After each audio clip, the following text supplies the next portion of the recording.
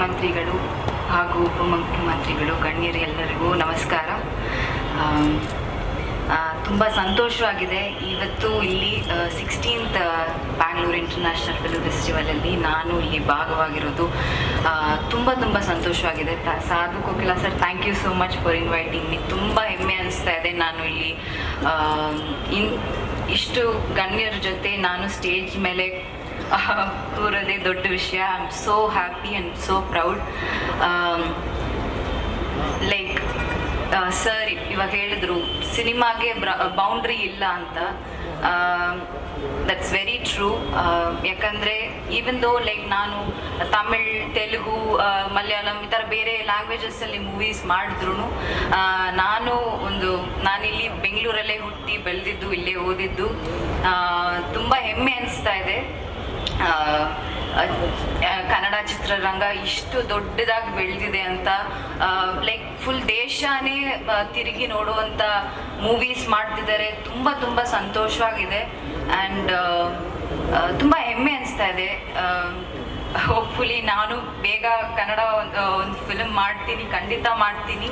And ಚಿತ್ರರಂಗ, cinema ಎಷ್ಟು ಮುಖ್ಯನೋ ಅಷ್ಟೇ ಮುಖ್ಯ, ಪ್ರೇಕ್ಷಕರು ಅಷ್ಟೇ ಮುಖ್ಯ. ಸೊ ಸಿನಿಮಾನ ತುಂಬ ವರ್ಷದಿಂದ, ಸಿನಿಮಾ ಸ್ಟಾರ್ಟ್ ಆದಾಗಿಂದಾನೇ ಅಷ್ಟು ಪ್ರೋತ್ಸಾಹಿಸಿದ್ದೀರ, ಸಪೋರ್ಟ್ ಮಾಡಿದ್ದೀರಾ, ಇನ್ಮೇಲೂ ಮಾಡ್ತೀರಾ. And it's a very powerful medium, like sir rightly said. I think we have to use it in a right way, and I'll also strive ಒಳ್ಳೆ ಸಿನಿಮಾಗಳು, ಒಳ್ಳೆ ಕಥೆಗಳು ಮಾಡಬೇಕು ಅಂತ. I mean, I'll strive my best to give best stories to the people, to the audience.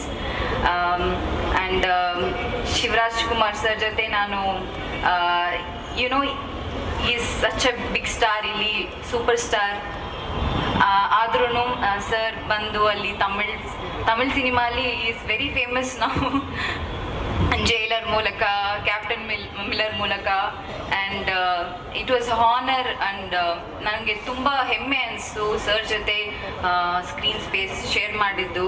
And ಹೀಗೆ art and ಸಿನಿಮಾಗೆ there's no boundary and there's no like language.